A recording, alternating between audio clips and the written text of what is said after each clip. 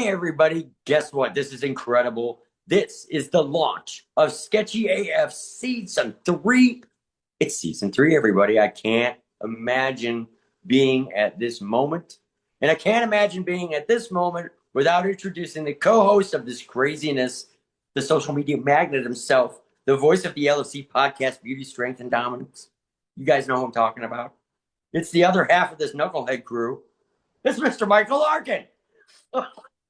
Tommy, first and foremost, thank you for that intro. It's always great and it's always a pleasure to be a part of this show and everything LFC related. We are here for season 3 of Sketchy and Funny. We have a great first show to talk about with a great drawing from you, LFC's resident artist. So I'm ready to get into it. Hey, me too. And you know what? It's really a pleasure to be back after, if people go back and they look, it's been just about, embarrassingly enough, a year since I've really done something LFC focused specifically to salute the company, the incredible talent from every angle of the arena that they encompass, all these great people, all this stuff. Uh, it's been entirely too long. I'm in a new studio. I got new digs around me, and it's time to get back from my absence from the LFC thing, because during that absence, honored enough am I that they gave me that title during that time. LFC resident artist, Michael. Resident artist. I'm like, whoa, my office must be on the top floor. But so, and it kind of is. So, but you know, how cool that during the time when I really wasn't doing anything that was hyper focused on LFC fans, the company, the community, all these great people, everybody in the LFC family, as you know, Michael, have actually really stood behind me. They've continued to recognize me, give me titles like resident artist. Are you kidding? Rock and roll. But now it's time for me to actually earn that title again, or step back into that. Sit back into the resident artist chair, settle in at the resident artist table for the LFC, which is my favorite female fighting company. It's an honor to be on the LFC podcast with you, Michael, and talking about all these fantastic people who all put on such an incredible show. This Sketchy AF is my give back. It's my attempt to say in the hugest way I can, thankfully, to say thank you. And I'm actually really honored to have the platform provided by Lingerie Fighting Championships to be able, in a very public forum, through my drawings, my artwork, my visions, my creativity, and this drawing show. Now, 3 seasons, Michael, who would have thought? But in a very public forum, to be able to say thank you to each and every one of you. Those of you who have drawn in the past, if you look through my extensive LFC portfolio, you know what I'm talking about. That also includes you, Michael. Other people who have not been in a drawing, Sean, the LFC CEO, all kinds of people who have yet to be featured, whatever. My heart goes out to you. The entertainment's always incredible. It's fantastic. It's an honor to be a part of this community. This is my give back. It's been about a year, which is a little too long. And with all that being said, without taking a breath, I'm excited to do this show and to be back. This project that is behind me is the first, ladies and gentlemen, of 3 LFC drawings in a row. 3 are coming at you in sequential order in a row, just as my polite nod, my professional nod to all the fucking kick-ass entertainment that the LFC puts out. That's how excited I am. So there you go. Well, I will say this. With that being said, Tommy, and I will add on to this before we get to see this amazing drawing, we has a great feature within this presentation of this drawing, as he is going to be featuring LFC Judge. We start LFC 46, we start LFC 47. We're talking about the dynamo on the social media magnet of YouTube that is Miss Jasmine Wolf. And I got to tell you, she's become really a huge part now of the LFC fandom. She was just in the Queen of the Cage tournament, the runner-up, going against Michaela Corona, who will be fighting in Italy at the next event there in later fall. I always look at it like this, man. When you have someone like a Jasmine Wolf coming in, made such an impact thus far, she wants to use her platform to tour Las Vegas, showcase the sexiness, the highlights, and the overall essence of the 702, where my girl's at, from the front to back. I think that's the best way to definitely highlight it. So, Tommy, get into this drawing and let's see what we got thus far, man. Well, Jasmine's an incredible, awesome lady and a definite great addition, what she did. And I thought it was really cool. And this was kind of an idea that her and I came up together. But I was looking, when I was thinking about a project to do for the LFC to come back in from my absence, I wanted to do, obviously, as an artist, something different, right? And my imagination was fired up with all kinds of things and I really opened up my expansion, my creative expansion ideas to whatever. And here's a lady involved in the LFC who was a judge. And I thought, that's the perfect, it's a different angle, it's a different direction. People will look at this drawing and realize that my artwork encompasses more than just the fighters. Okay. So it's more about encompassing the community. Also, obviously the fighters are a huge important part of this, right? But it can expand beyond the ropes of the ring and out even, and just like some of my favorite fights spill out onto the judges table, which this drawing did. So what we're gonna do is spill on over to the art table, and we're gonna take a look. I'm gonna turn on my really cool lights, and we're gonna hop in, and I'm gonna do a few things just to show you where I'm at today. In today's episode, I'm going to kind of jump around a little bit and show a few things that maybe haven't been seen in past episodes. Again, season 3, I want it to be something new. I want you to see something that I don't cover every single time. So with that being said, everybody, grab your colored pencils. Come on over to the art table. We're going to have a little bit of fun. F is for friends, U is for you and me, N is for anywhere and any time at all, down here in the deep blue sea. SpongeBob SquarePants. And Michael Larkin, my direct quote, I put the FU in fun. All right, Michael. So we're going to jump right into it. And everybody else, of course, too. We're going to jump right into it. This is the Jasmine Wolf Spotlight. There's a lot more elements to this drawing than what I had originally planned, but that's perfectly fine because it's going to be such an exciting piece, and it's a great way to hop in and refire up my LFC portfolio. Now, Michael, here's what I'm going to do. I've been working with three, basically a couple of grays and a white, because I have the LFC logo over here. Okay. Now, what I didn't realize until I've drawn this logo several times, and this logo drives me crazy because of how intricate it is. But when you really start working at it, you start to realize that, like, the gray ribbon in here has this variance where it almost goes from white to like a dark gray in spots. And so reduplicating that, especially by hand, it's as difficult as any other blending thing. So the first thing I'm going to do is actually something that I haven't done on the program a lot, which is I'm going to finish the blending on a light spot. The reason this particular piece is because there's going to be a lot of black in this drawing. The whole thing is going to be black, but there's going to be a lot of black in it, and black smears over everything. So what you really want to do is work your lighter colors in, which is usually why I do flesh tones first, right? These lighter areas in here, I'm working on blending out those lighter areas because when I add that black, boom, there's the pop. So in order to not make a mess, I'm finishing off these highlighted areas first. Now, it's not going to show an awful lot on the actual camera and during this drawing, as much as it'll just be noticed at the end of when people are looking at it finished. That, wow, okay. I mean, no one, let's face it, no one's going to look at this gray ribbon. That's not going to be the focal point of this drawing. But getting it right, especially when you're doing it by hand, uh, is kind of like that. You need it to look right, because if it looks wrong, then it will stand out. If you've done a good job in reduplicating it, then it'll just be there. And that's exactly what I need, because the focal point has to be Jasmine, not the logo. Although the logo is very prominent, right? It's not like it's not going to be seen. But I don't want people to stare at it. So the best way to do that is to get it damn right. Okay? Now, So what I'm doing, like I said, you probably won't even be able to see, but what I'm doing is I've got the white pencil in these areas where I've really thinned out this gray.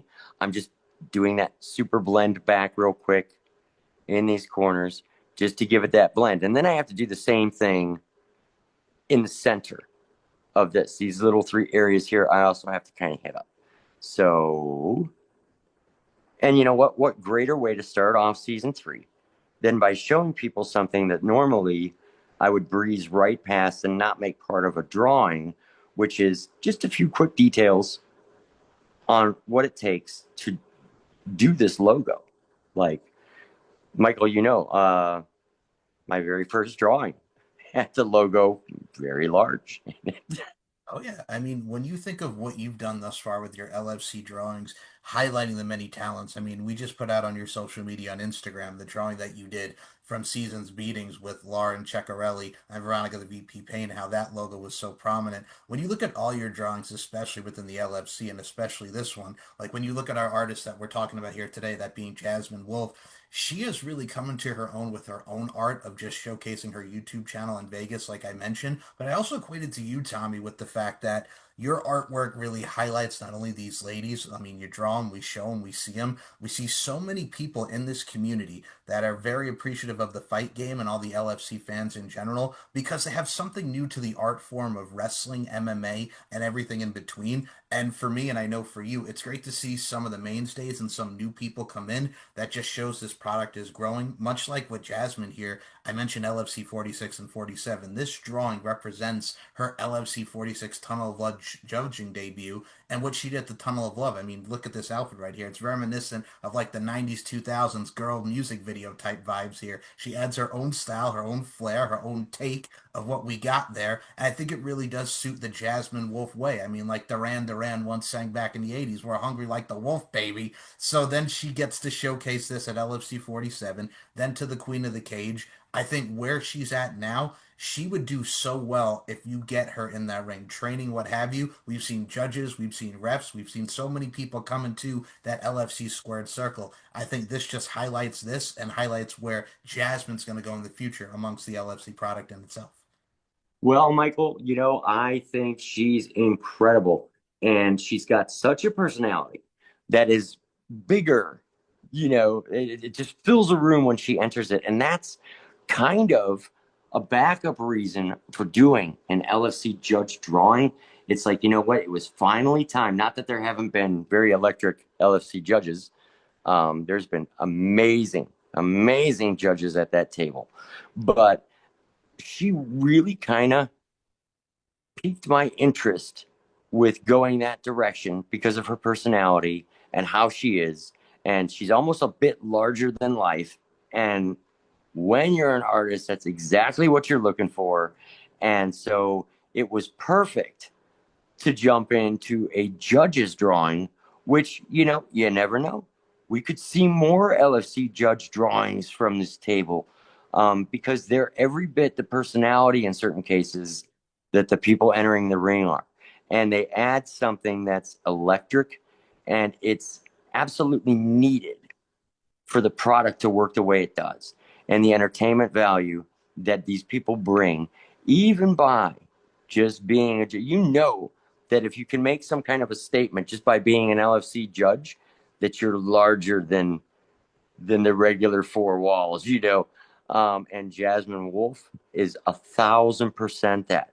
And that's why it's really, and of course, I'm always excited to put a new face into my portfolio. Yes, I love doing familiar faces. There are some people that I've worked with or showcased many times that I'm going to continue to do that. And you'll see that eventually as well. You'll see familiar faces. I think it's just as exciting to add new faces. And Jasmine is absolutely, like I said, I think she was perfect for this moment, for this drawing, for the idea of breaking out of my mold of just like showing LFC fighters and reaching out to other people who are involved in the entertainment process of this because my artwork is an appreciation of the entire thing. So it was, let's face it, I think it was time to do a judge's drawing and she was perfect for it. And I will say this, her outfit absolutely stunning is going to be my living nightmare to do in art form. I'm not even kidding, dude. Here's why. If some of you want to go back to LFC drawing spotlight in 2021 spotlight on LFC Prez Holly May at the time, um, she had a black see-through lingerie that she selected this photo for her drawing, and I never say no. But it was my first time trying to figure out how to create the illusion of illustrating flesh and now having to put something black over top of it. Because again, all of my work in other colors right now is to avoid black because black smears, black makes a mess. Black is not forgiving. If you put it on lightly or darkly, it doesn't matter. Where you put it is where it is, and you're stuck. So now you have to take that and find a way to lightly put that over top of so you don't lose this, right? Now, thankfully, her midriff shows in this. but but there are other areas right up here, her arms, her skirt that you can see through. So I am right back into the same thing I did on the Holly May drawing, where you're really sweating bullets, hoping to God that you get it right and that you don't make a huge mess of everything. Um, it's always a little bit nerve wracking. But you know what? The outfit was an absolute knockout. Oh, agreed. And I mean, I look at it from a stance like this, like, and shout out to her husband, Chase, as well. I mean, Chase and her do great modeling photos. We saw this great photo with Richard Enber and so many great people from the LSC photography side. And much like Tommy is doing here, you get to see this woman, Jasmine Wolf, who we saw do her thing with Bella and get some food, go to the buffet. We've seen her in there with Sarah the Rebel Wolf, just going to many different spots to get drinks or what have you. I think she loves the nightlife. She loves the boogie and the disco. Aha! Yay! To take it back to the 70s. There's so many different vibes that she gives off. And I think everything that we've seen with these ladies, and I think she fits in so well within this family and community, and especially on this drawing here, Tommy Bell, that when you look at someone like a Jasmine Wolf, like I mentioned earlier with the Queen of the Cage, this woman has the personality, the perspicacity, and the precision that's going into this drawing. But also at the same time, too, you mentioned the fun aspect. This woman, much like Tommy Bell, loves, and as he mentioned at the start of the show, he loves when the girls go over the announce table and the judges table. We saw that with Bella Inc. and Lauren the Animal Fogel at LFC 47 Tusslemania. So Jasmine got a front row seat to what we got to see at the judges table. So Tommy, I know, is a little bit, he's got a little bit of sour sauce, if you will, to quote my boy Robert Davis. You got a little sour sauce to the fact that when we were at LFC 35, nobody be going over that friggin' judges table, man. Nope, but I'm speaking it into the universe now because this is how you manifest things. Sometime that's going to happen for me. I'm not worried about when. I know it's going to happen, and it's going to be great when it does. But in the meantime, um, yeah, like again, Jasmine Wolf, like I believe it was Michael. Correct me if I'm wrong here, and I could be because I'm getting old. I believe it was Riley Jade who made a comment that if you were illustrated by me in the LFC portfolio that I create, that you would be kind of cementing uh, you're cementing yourself in the LFC family in some form. Yes, that was Riley Jade. Shout out to the wild card, Riley Jade. And she said that's what she said, right? Which, I mean, you know what? My saying that makes me sound extremely egotistical, because when she said that, I was like, holy shit. But if there's any truth to that, and I kind of hope that there is actually, I mean, just not because I want to be important, but because if that's the way they feel, then this is definitely Jasmine's absolute, undeniable. Yes, of course, you're a part of this LFC family. We love you. We love what you bring to the table. Like Michael said, maybe eventually we're working your way into the ring. But even if you don't, you're enough personality to get into this portfolio, right? You're enough of a rock star and a superstar. Keep doing your damn thing because it's amazing. As the artist, obviously hope that you really, Jasmine, this message is for you. I really hope that you like this drawing. I hope that it lifts you up, and I hope that it makes you feel like Riley Jade once said, part of the community officially, because you absolutely are. Um, And a lot of times I leave it up to Michael to say all these eloquent things, but all of a sudden that just spilled out. So there you go.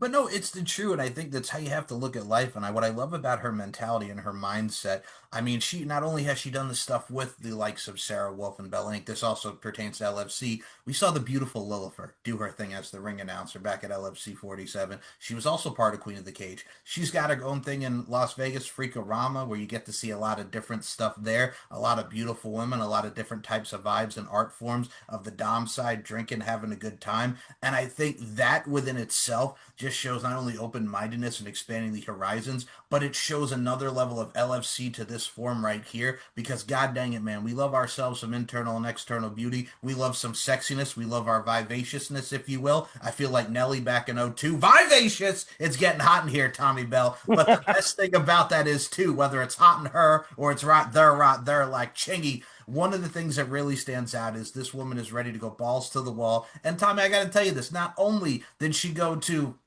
see the Freakorama and everything with Lillifer and just the LFC events that she's highly really involved in as well now. She got to do a thing with the ghost town. I got to tell you something right now, man. I would not want to go to a ghost town. There's a lot of hauntings and stuff. It's interesting, but I got to tell you, you know what? I mean, Ghostbusters. I ain't afraid of no ghosts, but I'm kind of afraid, man. I got the spooks. I got the heebie-jeebies, man. Creepy crawlers, if you will. Jeepers creepers, man. Like stuff like that is just so unique that we even got to see ghost towns up in here. You know what I'm saying? The freaks come out at night. Somebody call Casper. It's pandemonium, Tommy Bell. You freaking panty waste. I'd be all over that. You really are the Costello to my Abbott when it comes to spooky stuff like that. I'm going to tell you right now, there's nothing to be afraid of. I'm telling you right now, I would be all over that because I'm a ghost nut. Um, Anybody who knows me on a personal level, which isn't an awful lot of people on this show, but other than yourself, will know that I am an absolute, like half of my library is about ghost hunting, blah blah blah. Um, I very much interested in it. I'm marvel at it as well as I marvel with life's other mysteries, which is really kind of funny because I'm absolutely into Bigfoot, UFOs, all skinwalkers, all that stuff. And here's why: I'm not looking for answers. I love the mystery of life. As soon as life has all its mysteries solved, everything is boring. Yep. Imagination shuts off. So I hope they never find Bigfoot. Why? Why would we want to find Sasquatch? Because as scientists, let's face it, we already know this. We'll find him. We'll put him in a jar and study him and poke him and make him absolutely miserable. Let him be. Let him scare you sometimes. Let him have some great stories. I saw Bigfoot, da da da, this and that, blah blah blah. I think it's fantastic. It keeps our imaginations going. Imagination creates images like this, but it also, as a kid, it was fired up by all the mysteries of Halloween stories and haunted houses and ghost towns and all these things, Bigfoot stuff. Did you see that in the sky? Those lights in the sky, blah, blah, blah. Like, I am into all of that in a huge, hard way. And again, I hope none of it in my lifetime ever gets answered. I need that mystery to keep my imagination going.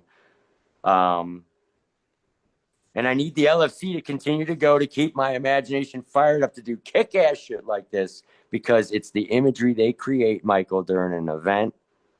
We could name a million that fire me up and inspire me to spend days and days and hours on end to do something that hopefully the community is like, oh my God, that's fucking incredible.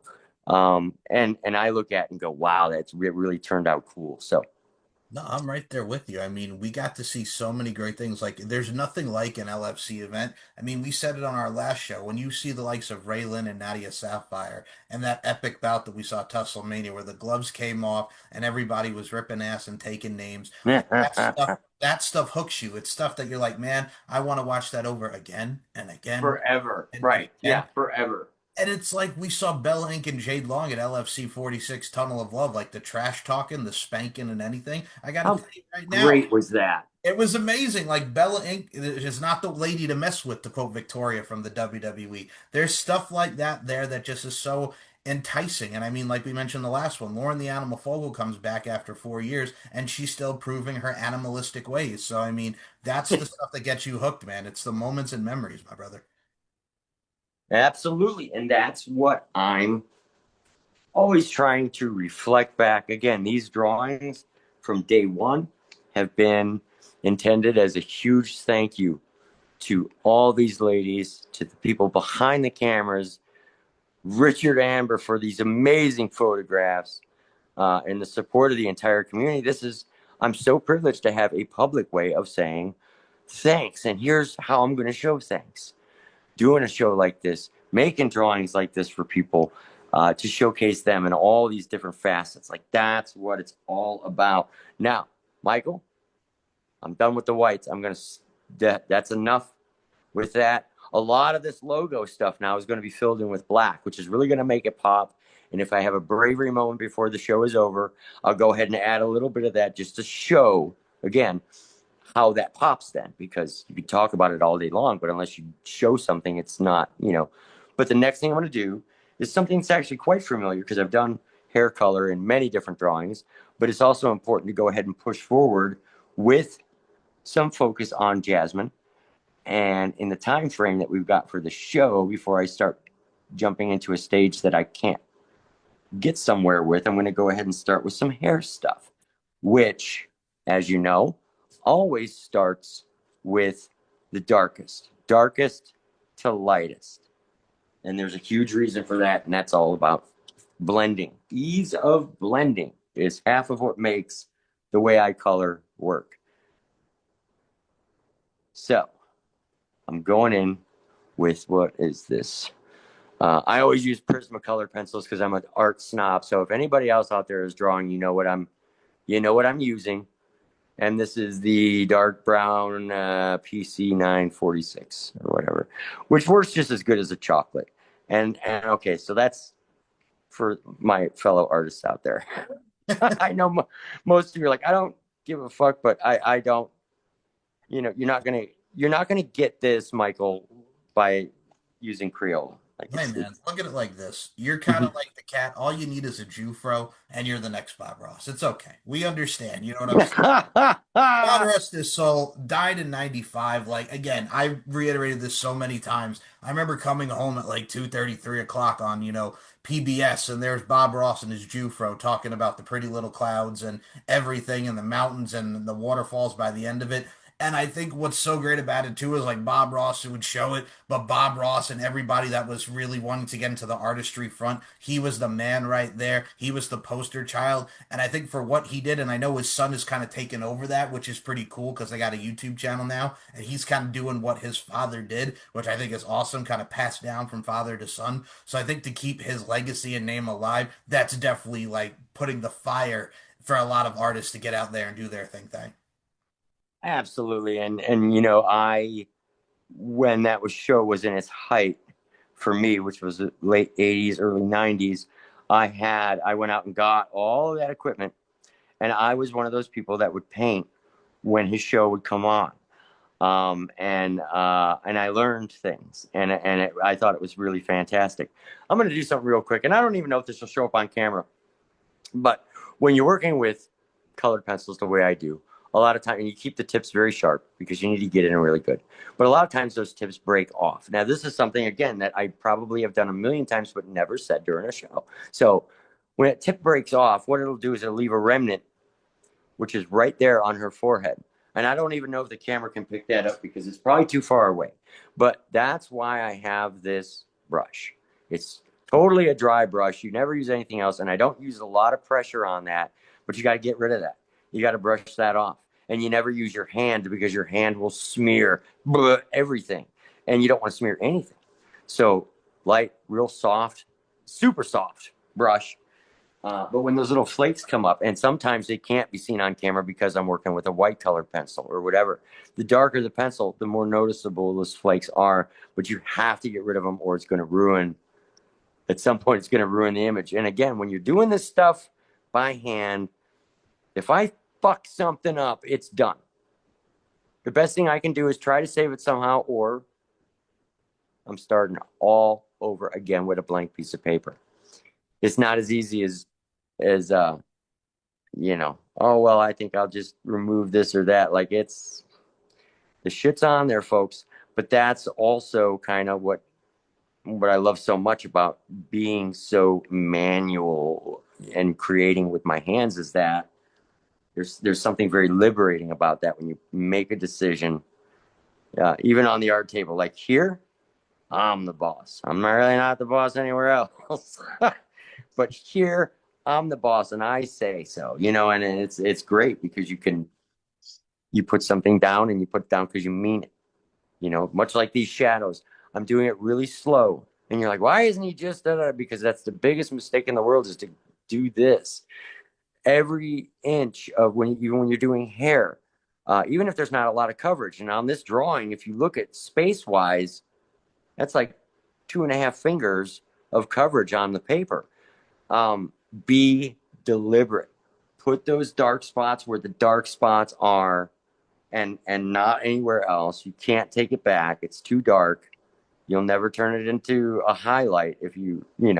So that's why I'm so sometimes taking a long time to get things a certain way. It's because I'm always stepping back and looking and going, is this the pattern I'm looking for? Is this, I'm working off of photos, which again, thank you, Lirigard Photos, for such amazing work for the LFC, because your photography, Richard, inspires me to do drawings like this. It makes it very easy for me to consistently see shadows and details. Like he captures a moment, that's there forever. What a talent that guy's got. Way to go.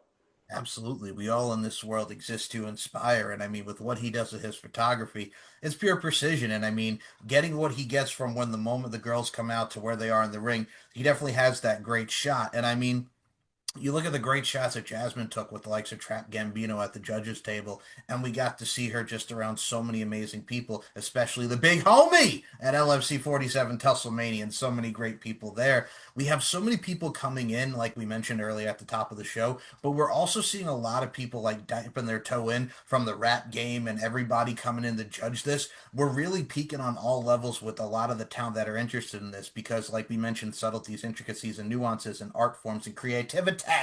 One of the things that's creative about this is you get to see women being empowered, showing off their real deal sex appeals, if you will, and the lingerie type of vibes. But you're also getting great action at the same time. And that canvas, that art form, is right in that very ring. And I mean, and I look at Tommy Bell when we talk about his art form, and I got to tell you, we always talk about us being the two sharpest dressed men at that LFC 35. But I got to tell you something, Tommy, whether you're rocking a cowboy hat on there, yes, I'm going back to the cowboy hat, Oh, you're just Jesus. or you're just putting on that sharp dressed man with the tie, man. I gotta tell you, man, you're coming on fleek, man. You're coming in hot. I'm coming in hot. I'm coming in hot. As I'm coming up with it, man. That's what you were doing, man. You were just like, you know what? What's up, baby? I'm Tommy Bell, T Bell in the place to be, and I'm sharply dressed, man. And I'll tell you, that's funny. Now, the way you put it is so funny. But you know what? I got to be honest. I was so honored to be invited to be a judge and go all the way out there to Vegas, which from where I live, that's quite a little stint. But I was so honored to be a part of putting on that production that just like anything else, I was compelled to do what I will still do to this day, which is dress for the occasion. And I believe in dressing up. I like dressing up. Um, I rather put on something that's smooth and sharp because I think in my own way, not because I want to look. I mean, I'm skinny and bald and old, but I will say this: to me, it shows respect. It shows respect for all the talent that's going out there and really putting on a show. Okay. And it shows respect for the people who are behind the camera, behind the production, that I'm there respectfully to add my uh, presence, okay, or whatever around it, and be there professionally in every way that I can. And I always was taught that the best way to do that is by dressing. Now, do I dress up for every single occasion? No, not a chance. But when it's a special occasion, like season 3 of this drawing show or anything, I will do something to look other than I'm in just my, sleeping pants and stuff. So I believe in that. If I go out to Vegas for another LFC event, expect for me to be dressed for the occasion.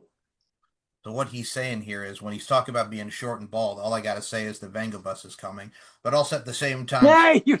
ah, the other thing I got to add to that is also like he said with not coming down to your pajama pants. This isn't like middle school when everybody would like if there was like a pajama day, Right. saw like kids going out there in their pajamas and wearing the slippers to school. It ain't like that. And just to go on to your point, that also equates to the muse here, the artiste, and also the fine drawing of Miss Jasmine Wolf here. Like this girl dresses to impress us when it comes to what she did at the judges table or just in general. It's almost like when you're watching MTV in Cancun and you're watching these amazing models come down there and strut their stuff. This woman knows how to add the elegance, the sexiness, and everything into it, which is definitely a sight to see. And dare I say, a sight for sore eyes. I might not even these glasses anymore, man. By just looking at the amazing Jasmine Wolf, I ain't blind anymore. I ain't got no more four eyes. I ain't got nothing. NUTTIN, nothing. But I digress. One of the things that really goes in with this is the style and the aesthetic, and that really holds up to the presentation and everything that goes into it. So I'm right there with you. I felt the same way when I was doing the ring announcing deal twice. And I think what's so great about what we do in this presentation and this product, folks, is everybody has a purpose. Everybody wants you to live it up and just live it up to the highest extent because that's what makes an LFC night. That's what makes a Vegas night. And that's what means when we're talking about Tommy Bell's on the Vega bus because I just wanted to say that again. Well, I'll tell you what, Michael, you hit the nail right on the head. Just what I was talking about is exactly what this incredible lady, Jasmine Wolf, did right here. She dresses for the occasion. Now, there's two different sides of this coin. All the women in LFC, when they're dressing for the occasion, we know how they're dressing. Jasmine rocked it out. I mean, even for the judges table, holy shit, that judges table's on fire. But guess what? For me, it's about dressing like a gentleman.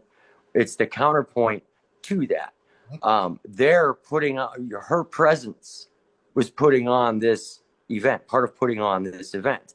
Everything she wears, the way she presented herself, all of that added to that production value.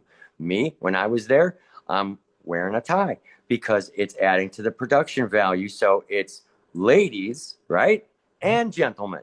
So Michael, you and I, we dressed our parts, we do our thing. That's the way we do it. Even Trap Gambino, quite the sharp dressed man when he's at the judges table. My buddy Trap Gambino. Shout out to Made Fight League, baby. They are really doing their thing, aren't they, bud? The thing too is like I think it's great to have stuff like that. I mean, what he's doing with the boxing realm and the fight realm, I always equate it like this. Everybody has their own art form and everybody has their own talents. I can't stress and emphasize that enough. But I think if you're starting a new venture and you're very passionate about that, especially with everything that goes on in business and entertainment, because there are things that do go on that are quite shady and they're not so slim. See what I did there? Hi, my name. But it's but it's one, but it's one of those things too where if you're gonna make Yes. something, yes, if you're gonna make something that's your own, I think what he's doing Made Fight League is actually really cool. It's ran some events over also as well as the FSW arena. So there's a lot to really take into a lot of the combat stuff that's really going on the Vegas scene right now. And I just think it's great to see LFC personalities branching out and doing their own thing. And I actually think that's something that Tomiko said to you in an LFC podcast about me starting a drawing show. Yep. That was Right. Wow. Look at me correctly quoting all these different people, Michael. What are you going to do? just getting it all right, man. Like friggin' just putting it like survey says, point friggin' like it's Family Feud over here, just pushing that button. Tom. I'm your man, Steve Harvey. Oh God, Godfrey did such a great impression, the comedian. Survey Oh, says. man. Yeah. If you had to pick, who do you think was the best host of Family Feud on a sidebar? So here's the thing. My grandparents, God rest their soul, one of the things I used to watch on GSM was Family Feud. So I grew up watching the reruns with Richard Dawson. I know there's Richard Dawson, Ray Combs, there was Louis Anderson for a little bit, there was Steve Harvey. There was, oh God, what was Wasn't there Jim Carrey or not? No. John O'Hurley. John O'Hurley. Yes. Yes. There was a lot of them, man. Who was one of your favorites on the Family Feud? Wait a second, just before I say that, did Drew Carey do? He does Wasn't The he? Price is Right. Oh, he was on The Price is Right. Okay. Well, I'm getting my game shows confused. Um, I mean, I like Steve Harvey. I mean, I think he's got a personality. He's the guy who's doing it now. But without giving away my age, it's Richard Dawson. This dude can walk up to any woman and kiss them straight on the lips. Damn, dude, you're all of a sudden you're a legend. Look at you go. Like, You doing, darling? oh, come on. Yeah, like no, it's Dawson all the way. Yeah. And it's because I'm old school. I was raised on that. I remember that. That was my thing. And he was the guy. It took me years to adapt into the fact that somebody else would be doing it. I'm like, that's just not right. And then I realized that I just sounded like a grumpy old guy. Was that Bert Conroy too, the one that did Tattletales and Super Password? Yeah, for those who remember those shows, my God. Yeah. And it's so funny. I was having this conversation with my boy Steve, and Steve and I were talking about. He's like, "Michael Larkin, do you remember when we had like like Jeopardy for kids and like the mini Wheel of Fortunes?" And I'm like, "I'll be honest, no. I don't remember Jep and all that. I just know Jeopardy and Wheel of Fortune." Like, here's the thing, Tommy. I go back with the '90s, and this is for everybody who may not have seen it. I remember a show called Click back in the late '90s. Do you remember Click, Mister Tommy Bell? I thought you were going to say Euro trip. No, whoa, well, hey, Scotty doesn't know that Fiona and he do it in my van every Sunday. Just gets right into the mic. I did her on his birthday. Oh, such a classic. But no, do you remember Click? No, I don't. So Click was a game show on the Game Show Network. It was produced by the gentleman who did Wheel of Fortune, Merv Griffith. And you know Okay. who used to host Click? No. A young Ryan Seacrest before he became really big. No kidding. Before American Idol. Yeah, that and the show was based off, and this would like not relate to kids now. Click. What was it about? What did you have to do? Sure. So it was like the normal game, and like you would answer questions in trivia, but you'd have to go over to the dictionary and you have to go to the web. It was like based off like early internet, and like a lot of them, it was like a grand prize of like a couple $1,000s. And even if they didn't win, they would get like computer supplies or they would get like an ice cream maker or some crazy thing. So you'd still win something, but it was like based off early internet. I am completely yeah, never heard of that show, dude. Like, okay. But cool, like, hey, everybody's gotta have a thing. That's the whole thing. It was like when Rock and Roll Jeopardy happened in the early 2000s, hosted by Jeff Probst, who also hosted Survivor. Like Mark McGrath was on there a lot and a lot of people. Yeah. All right. Oh, All right. Hey gang, I'm switching from my super dark pencil that I was using because I'm kind of done mapping out the dark. Now she's got dark hair anyway, right? It's worth noting. She's got dark hair. For artistic reasons, because I put this logo behind her and we can see there's going to be a lot of black behind her hair. I need to keep these areas, this outer areas here, a much lighter brown. So I'm going to kind of cheat against the photograph without it being noticeable, but because I have to have a definition between black and black.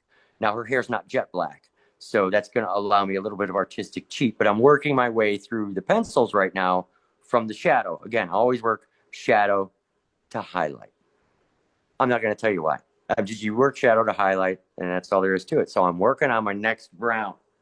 This is a very familiar brown. It's one of my favorites. It's a sienna brown, so it's got a little bit of red in it, which is really kind of cool. All right, that's enough of the art show shit. Right back to it.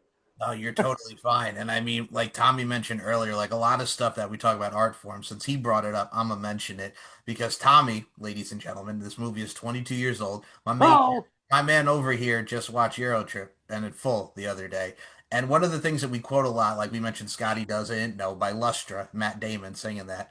And all that. But the thing too about that movie is like a lot of the stuff that was in that movie, and you aired that today. Oh, now I ask you, who the fuck are you? you couldn't make. Okay, first of all, let me clear the record. This Yeah, this was a couple of weeks ago. Was not the first time I saw this movie. I I know, saw but this movie like you rewatched it. I rewatched it. It was in my collection. I got really bored. I probably had a drink or two, and then a smoke or two, and the next thing you know, that movie seemed like a good idea. And I laughed until I cried, which is something I haven't done in a long minute. and I can't lie, like immediately became a topic of a lot of our just repeating these stupid lines. You couldn't make a movie like this today if you wanted to, but it was just what a screen gem. And I even thought as I was watching that movie about like things I would do or scenes I would add or things like that as a frustrated director.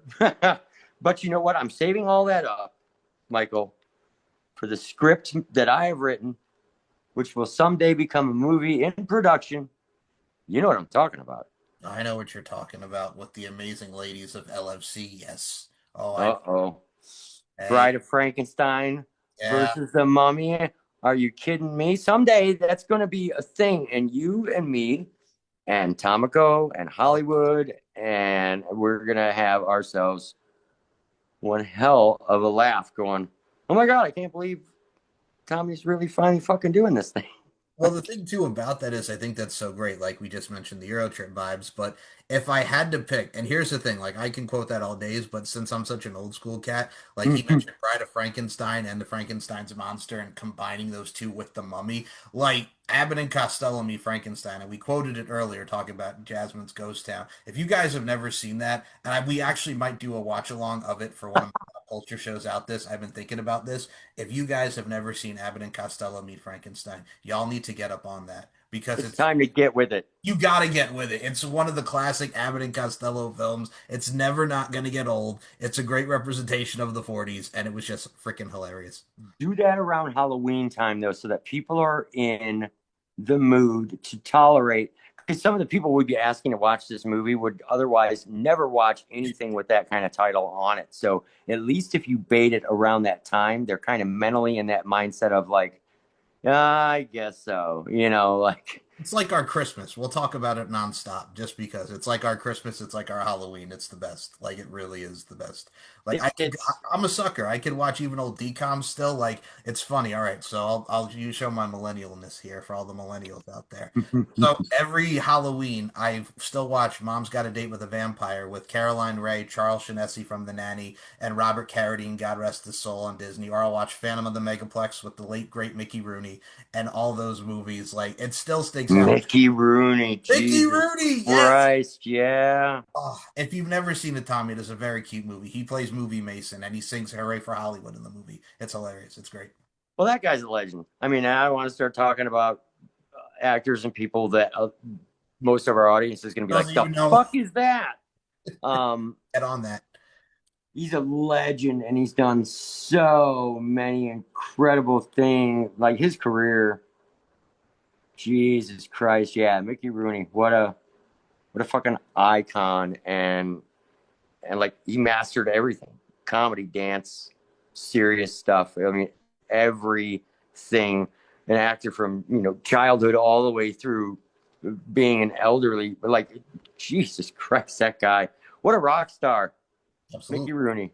Much like our girl here in this is a rock star, Jasmine Wolf. And I Yeah, mean, let's get back to something current, like yeah. Jasmine. Jasmine Wolf is also one of the ones, and I say this with everything that's current, and I've had her on the show as well, like touching upon like stuff that we grew up with, or just in general with life in itself. I think when you look at someone like Jasmine Wolf who wants to experience life, I think what's great about it too is what you get to experience with your drawings is how we all get to experience through our lens and through our lives. So many moments and memories, like I mentioned, but it's adventures. It's like you're going to different places, you're highlighting different things. You never know who your videos or what your shows are going to resonate and generate with people. So I always say you have your own canvas to start with, and that's where it leads to you so many things. Because again, you want to know the hot spots, you want to know what this person's drawing, you want to know about this person. You're telling your story, but you're also starting from chapter one, and the chapters just keep continuing, man. It's a never stop learning curve, it's a never stop adaptation, it's a never stop growth, but you're never going to stop turning the pages. And I think that's what I love and admire about your work, her work, and just people that are really to get on that thing and do the damn thing. You're going to turn the wheel and drive like an Incubus track back in 2001, Tommy Bell. That's what I'm saying. I appreciate that, Michael. But I'll tell you what, you know what it is, honestly? Hit me. It's everyone's resilience to be entertaining, to put something forward for fans, for the public, for people, for to entertain. That's That's what Jasmine's doing. That's what the LFC is doing. That's what you're doing with your incredible podcast. That's what I'm doing with my drawings. That's what we're all striving for. We're all just on it to entertain, you know. And I think that's what's so cool about it. Like that's what I'm screaming. I just lost my train of thought, so there we go. No, you're fine. Please, I'll even add on to that. The entertainment side is what we do. I mean, people are going to say what they will. They're going to pop out the mouth, man. They're going to, pop that noise, if you will. Tommy Bell, I'm teaching you some things over here. They're popping that noise, poppity pop, pop, pop, and say what they want to say. But also, at the end of the day, too, I think haters are going to hate, ballers are going to ball, and potters are going to pot, and drawers are going to draw. See what I did there? I think you know what I did. But that's Uh-huh. but that's the thing that really goes with it. You know what I'm saying? I think you're going to see more people of your surroundings that are going to highlight the positivity and also bring the best out of you. And I think that is the best overall, dare I say, inkling. That is the best meshing of a lot of different worlds coming together, because I think it's a beautiful thing for people to really show their stuff and be who they are. So I've always been a true believer in that, while also at the same time too staying humble as a mofo, to put it in the bluntest of terms, because like I said, you never stop going, the wheels never stop turning, and I gotta say, man, we're going down that highway. As you know, life is a highway, and I want to ride it on my own. Now, Tom Cochran version of Rascal Flats. Oh, let's just do Rascal Flats with them. All right, I'm just saying. Well, there has a little more twang. Life is a highway. And I don't like country music. I'm sorry, country people. I'm sorry. I'm sorry, country. You know what? Okay, you know what? That's a funny thing you brought that up, because Jesus Christ, I just talked myself into a hole.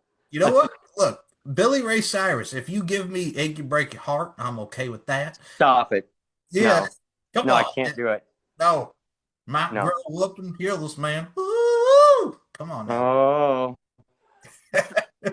no, no. No. Hey, look, I remember when Faith Hill's Breathe came out, and I heard it for the first time as an 8-year-old, like when that came out. And then she did, Just give me my 3-6 Mafia and I'll be okay. look at you with the 336 Mafia. It's hard out here for a pimp, Tommy Bell. Look at you. There we go. I Oh, listen to all kinds of different music. I don't want to make myself sound like I'm locked into something that I'm not. But country, I can't. Never mind. We'll talk about something else, but I just can't do it, man. oh, God. I think the last thing I'll mention on country, just because, and then we'll move on, I swear, but I have to say this because you're I here. know you have to say it. Keep going. Yes. All right. So, You wouldn't be my co-host. so Aaron Tippin was an artist in the 90s, right? So he had a song called Back When I Knew Everything, and it was featured in the Disney Channel original movie Horse Sense, which starred Joey Lawrence and Andrew Lawrence. Joey Lawrence and Blossom. Whoa! His brother Andrew Lawrence. Matthew Lawrence was in it. He was in Boy Meets World and Mrs. Doubtfire. Matthew Lawrence makes a slight cameo, and the song starts playing where he goes to Montana, and you hear, "Oh, if I had a big old racer, I'll start from today." And that was back when I knew everything, because he's talking about, I was right, I was wrong, and all that I can say is that was back when I knew everything. So he was talking about losing his woman. It just makes me think of that country. If I had a big old racer. Yes, he's trying to Well, start. yeah. Hmm. Country songs are all about everything that you've lost. Yes. No, Oh, I'm not gonna slam. This is not what I'm about. I'm not gonna slam music because I don't like it, and I'm not blind to the fact that there are incredible talents in that arena that I can't even hold a candle to and wouldn't try to. Right? So that is what it is. Not casting any shade because I don't want to. Believe me, if I wanted to, I would. I got 4 words for you, Tommy Bell. Are you Bet. ready for those 4 words? No. Honky tonk, but donkey donk. All right. I fucking hate you. Okay, so maybe I don't like country music. So what? Fuck it. Yeah, well, it's I okay. like all kinds of other cool music, really good music. A lot of it's very eclectic because I'm an artist. So I listen to shit that other people are like, the fuck is that? That's fine. I'm allowed. Not in the same way. You're talking to the kid who grew up on boy bands and all these pop musics and then rap and then hip hop and everything. So, and 90s R&B had that little smooth little slide to it as well, man. We had a lot of great stuff. We really did. You and I have a very eclectic, Oh, like we our do. playlist is like completely Different. fucked and bizarre. Mine is like someone scrolling that's drunk on the radio and they just land on anything that's actually making music, I think, at some point, because it's so random. It'll go from one thing to the absolute other end of the spectrum. And a lot of times I think I find myself listening to music that people who don't have a handle on me would be like, "You listening to fucking what?"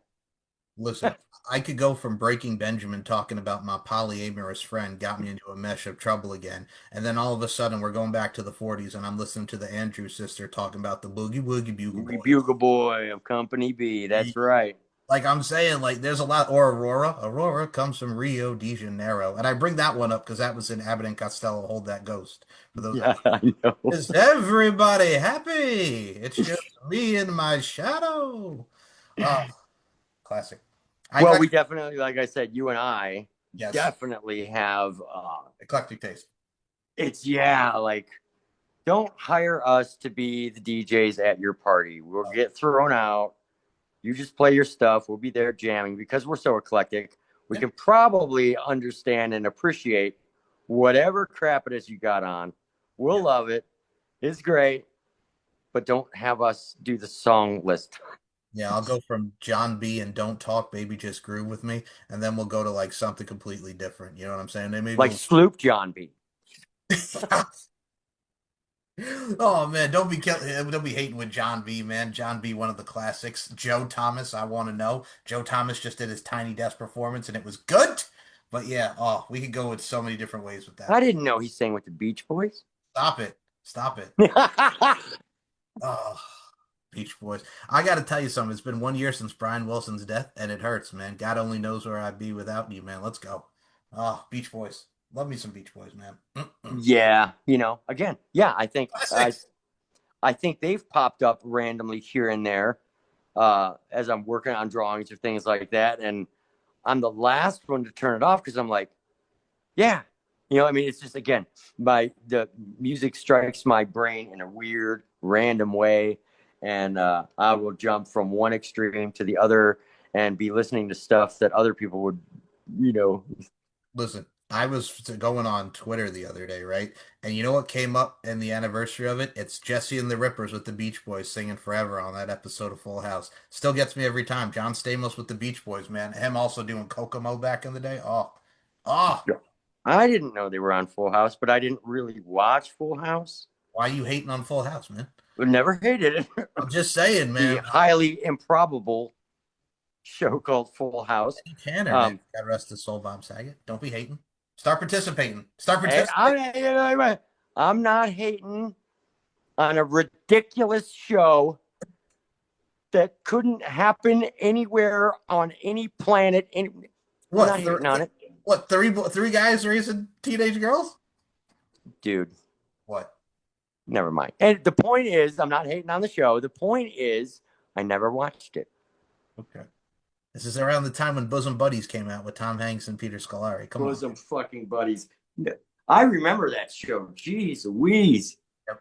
And I was young, but I remember the show. Like, Hey, look, it's like when Saved by the Bell came out, and then they did Saved by the Bell the college years, and it was like, why? And then they got into the new class, and it's like, no, all right, you could stop now. Like, no, we could stop. It's like, Mr. Belding needs to retire and no, everything. he was the dude. They were the only two ones on the series. Mr. Belding and Screech. It's like everybody else is gone, and it's just Because Dustin Diamond had nothing else to do. God rest his soul. Right, but he didn't. I mean, he was like, I need to make a fucking paycheck here. Yeah, he needed a paycheck. It's like I'll be Screech again. I can't blame him. I mean, Blame him either. you made a name enough for yourself to where somebody like me, who would otherwise have no business knowing even what your real name was, you made a thing for it. It became your little dynasty, your little goofy guy, your little character. But you did, I mean, again, success is measured in the fact that you have and the entertainment value that you have. So is every, you know, Dustin Diamond catalog going to be a great experience? Probably not. but he left his damn mark. He did his damn thing. And sometimes you ride with what comes at you, and clearly he did that. Although again, I didn't watch any of that, which is fine. No, But still, you watched the robots is what you watched, Tommy. About you watched the robots. you know what? Oh, Don't you dare start on the robot. I'm sorry, but I've looked at Other people are going to have to go back now and watch seasons 1 and 2 and figure out what the hell we're talking about. And it's all because Michael Larkin, ladies and gentlemen, although he is a fantastic human being, is closed minded. stop it. He is It's not a good show. he is a bully, A good show. I and tried. he doesn't appreciate Yes. the fine art and finesse of certain um I wasn't prepared for this argument, Michael. Well, Michael does not appreciate every bit of entertainment as I'm open-minded enough to. And I'll say that and stand by that. And there we go. yeah. Just know it's about You're just jealous that you don't have a giant robot. That's what you're jealous about. Oh God, it was terrible. It's a terrible show. No, it's not. It's great. Stop it. Fucking fantastic. Well, I will tell you something. And I wanted one for my backyard that would be able to fly me a couple of streets over to kindergarten. Like, What? that's what I wanted when I was a kid. It was like on my Christmas list twice, like in big bold letters. All I want is a giant robot that I can control, and he'll fly me around. Like, how cool would that be? You never get picked on. My giant robot will step on your goofy ass. Giant. It's like I needed that. And anyone who's curious is going to look into this, and they'll find that TV show, and it's going to get a fandom base that's like unheard of. God. It's like the Iron Giant, but not as cool. Well, here's the thing: the Iron Giant was more sad. All right, hold on. We'll mention this part. The Iron Giant was more sad because it was Vin Diesel, and There's nothing sad about my giant robot. All right. Well, my giant robot. The Iron Giant, he was saving the world from destruction because they wanted to blow him up, and he went up and stopped the missile. He went up and stopped the missile. The kid told him he loved a little Hogart, and he flew up and he friggin' died to save the kid in the town. Which is a total ripoff from the entire script for Johnny Sacco and his giant robot, which is basically the same thing that happened there. And it would have never happened in the Iron Giant had Johnny Sacco and his giant robot not done it first. Stop it. No, you go back and watch the entire series and tell me if I'm wrong. Uh-huh. Uh-huh. I couldn't even get you to watch the commercial, so quit your bitching. I tried, man. I'm just saying. No, you didn't even try. Oh, you jumped like a survivor on the Titanic that a first lifeboat you could find when I was like, all right, you need to check this out because you're the one who asked. Yo, my heart needs to go on is what needs to happen. My heart needs to go on, fool. Let's make room on the door.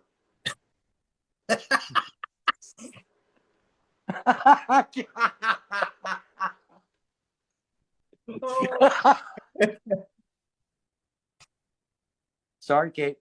Oh,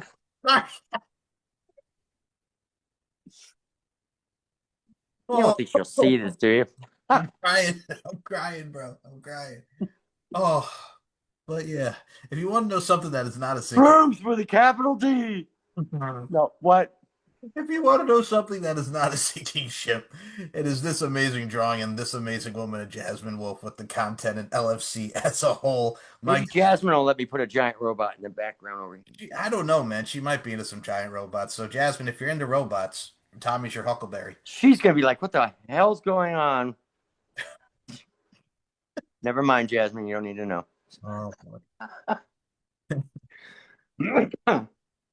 Oh, my God.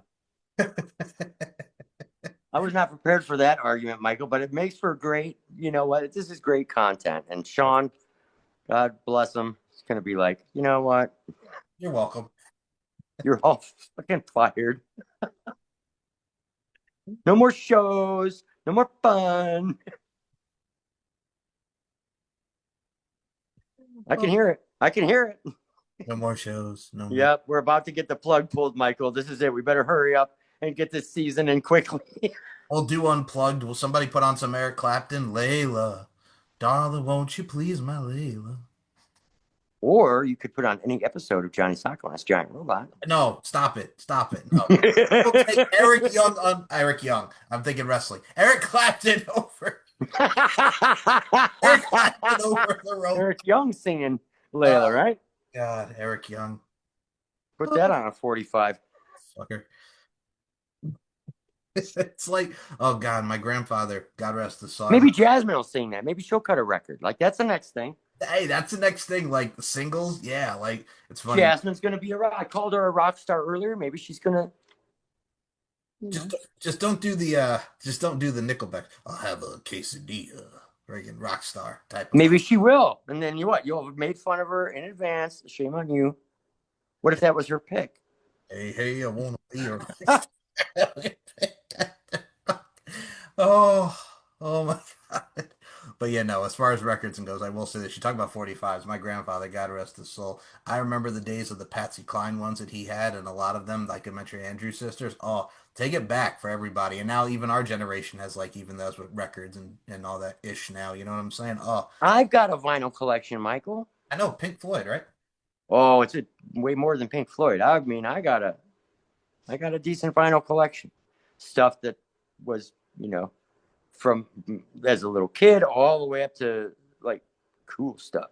So yeah, I enjoy the sound of vinyl as opposed to just the digital whatever. And it's nice to kind of fill the room with the sound of that record player, which is very much akin with. I mean, record players really didn't phase out till I was like 13 or 14 years old. So without spelling my age out in precise numbers, like that was a part of normal childhood. So I watched the evolution into cassette tapes and then into CDs and then into digital formats and all that stuff. But so like for me, it was very easy to readapt into. I mean, I don't have hundreds and hundreds of vinyls, but I have enough so that when something strikes me and I'm like, I really want to hear that, I probably have a vinyl of it that I can slap in because I just like that. Hey, I feel you. I mean, I even look at it like this. Like, it's so funny. I was looking at a thing, and to all the millennials out there again. So, do you know that a lot of these kids nowadays, for mental health breaks, which again, all about mental health here on this fine program, do you know that they are actually calling the old flip phones dumb phones now because you see they're dumb phones? And they're using it because there's no internet on it. So, what they're doing is they're using the dumb phones. Calling it a dumb phone. The dumb phones. And I'm like, I will kick you in the throat. You're gonna make the perfect grumpy old man. Let me tell you, I you're know. gonna be the get off my lawn. So am I. I'm practicing for it. I'm gonna earn it, but I'm not there yet. But yeah, like I. The But dumb see, phone. I find the humor in that stuff. So maybe I'll just be the crazy old man who's just laughing at everything and nobody knows why. Yeah. And it'll be because like I'm not going to share with you why. This is my moment. I'm actually laughing at you. You just don't know it. You keep doing you. Hey, we're the last generation without social media, so with that grow up without social media, I should say. We had MySpace, but we didn't have what it is now. MySpace, right? Yeah, hey. Somebody called Tom. Can we get Tom back, please? Tom, friggin' good old Tom on MySpace. Oh, You know, yeah, days, but you can't because days were simpler. that is And once you complicate days, you cannot go back and resimplify. this is true. So don't overcomplicate your days, people. Listen, that's a words of wisdom from the old man at the art table. All of a sudden, this is turning into a psychology class. Don't overcomplicate. And I know from recent experience, I have gone through some stuff, some really deep, dark stuff, and I have learned discipline in the moment, discipline in adjusting to life and the things that are going around, and when to really pick your own battles and a redefinition of that, because sometimes battles are going to be coming at you that you will have exhausted yourself before they even get to. So don't overcomplicate anything. If it's not worth, you're like, why build your own problems? Don't buy that ticket. Life will dish out good, bad, and indifferent without you asking for it or having to try to create it. So don't. And okay, that's it. That's the end of my Tommy the Swami advice.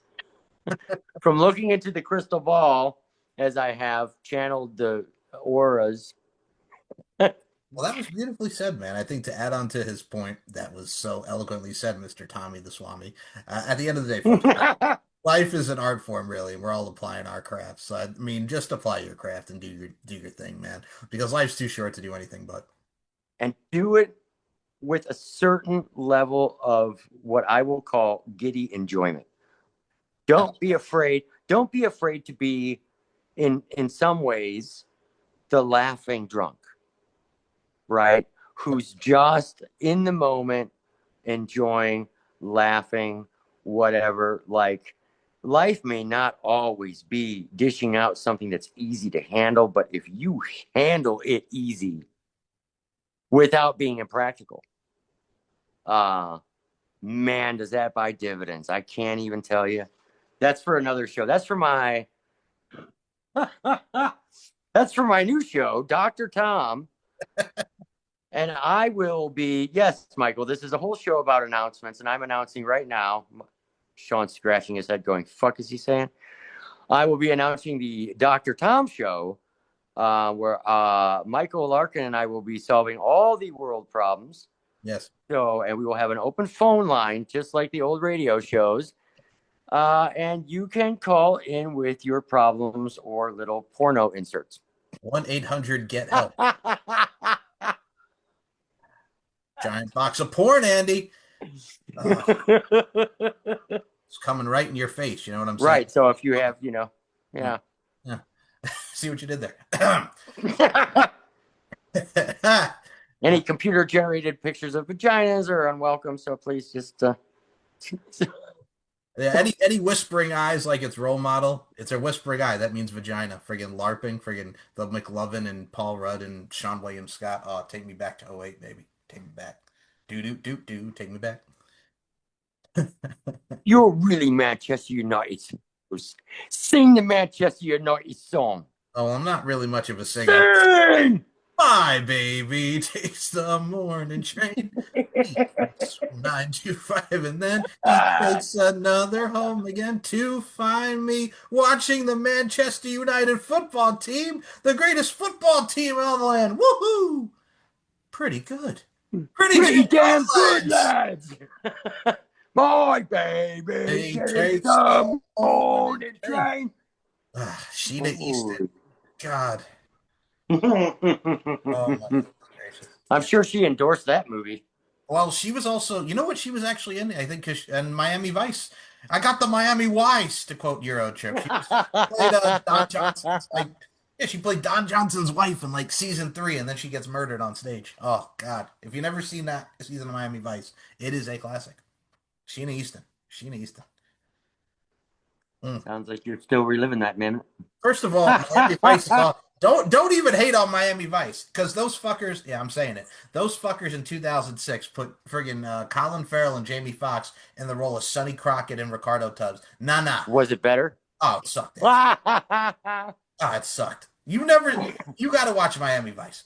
You all need to be on. No, dude, my brother, my younger brother, by Okay, 2 years, God love him, was hooked on Miami Vice. hard on that show. Every second of everything of every, and I watched some of that show with him. We're brothers. We've always gotten along amazing. So you do interests the other brother has and blah blah blah and all that. Yeah, he just dove into that show with 2 feet, never let it go. I did see the humor in parts of it that he might not have.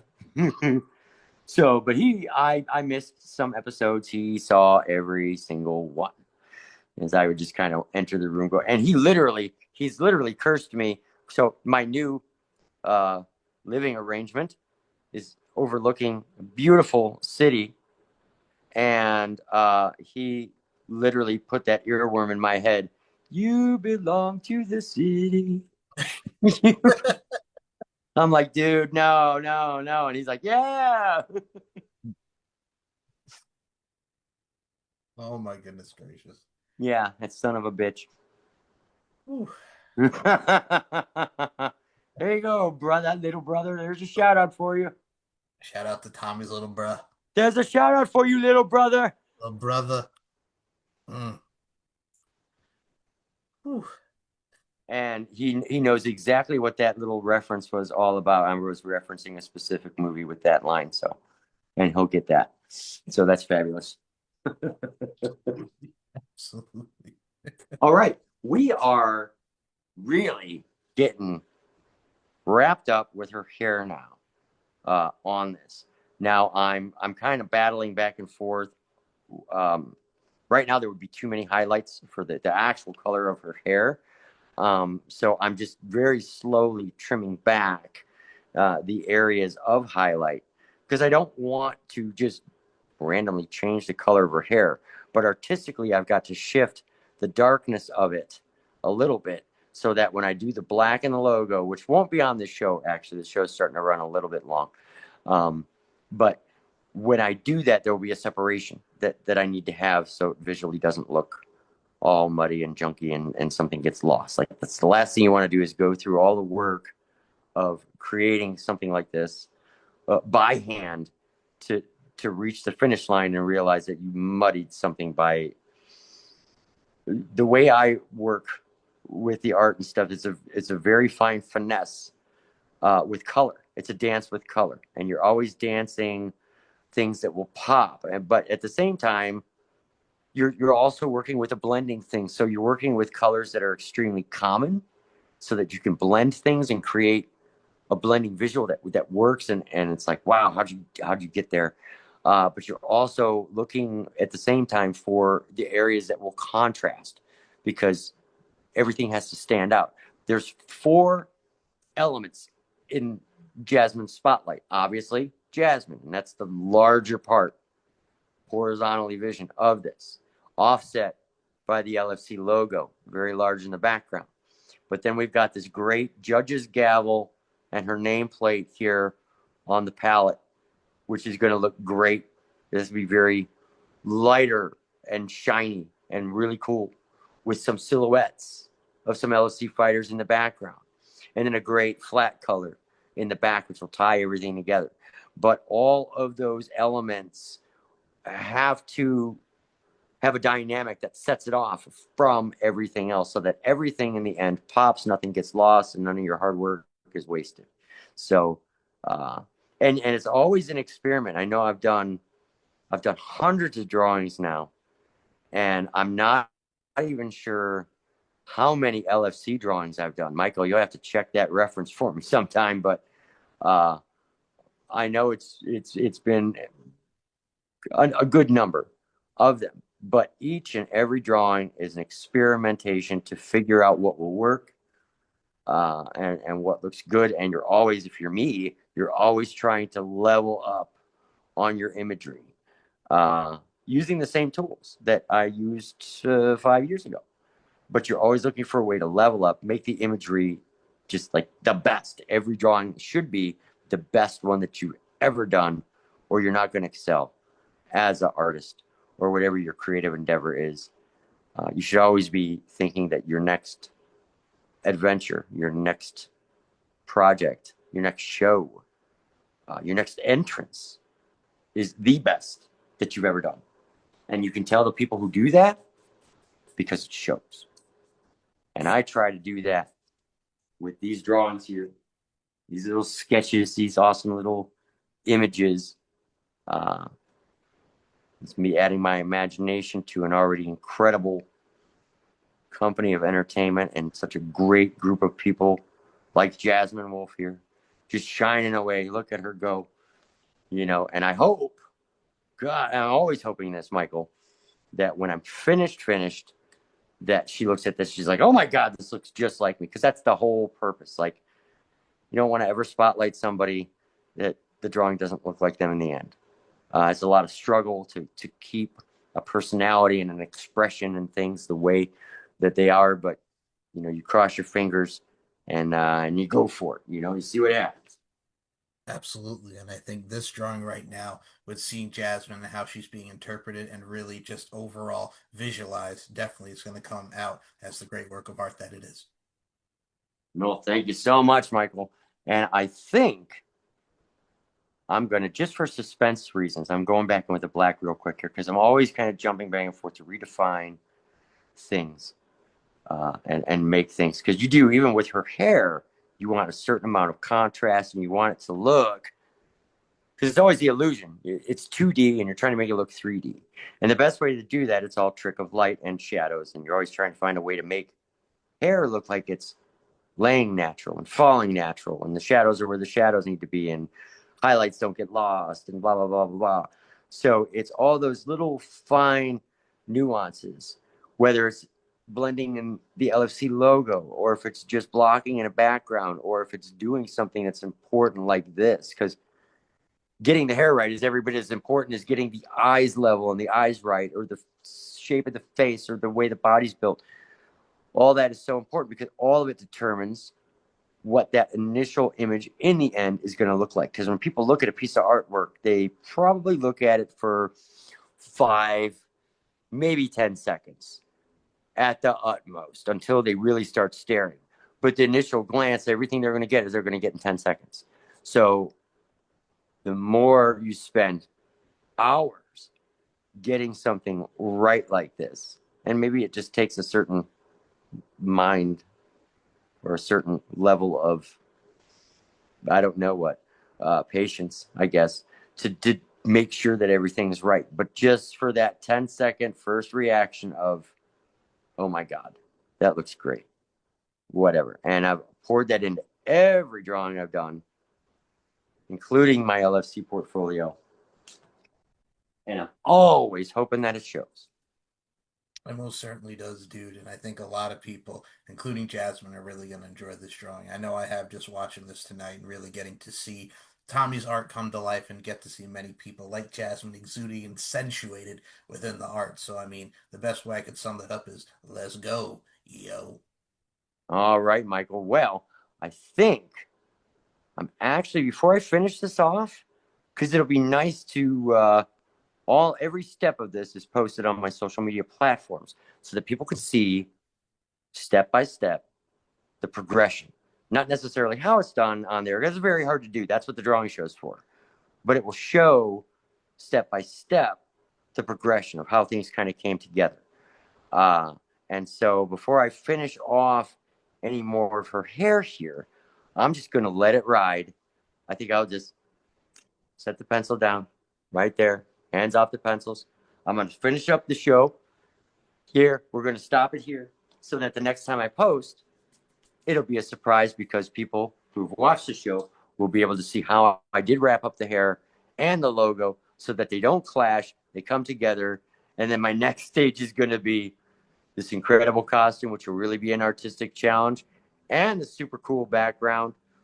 And Michael, we will discuss the importance of this background later. Oh, because there is some significance and importance, and you won't want to miss out on that. Absolutely not. So we're going to do a quick closeout. And Jasmine, I really hope you enjoy this. All the LSC fans, I hope you enjoy this. Let's close out this show.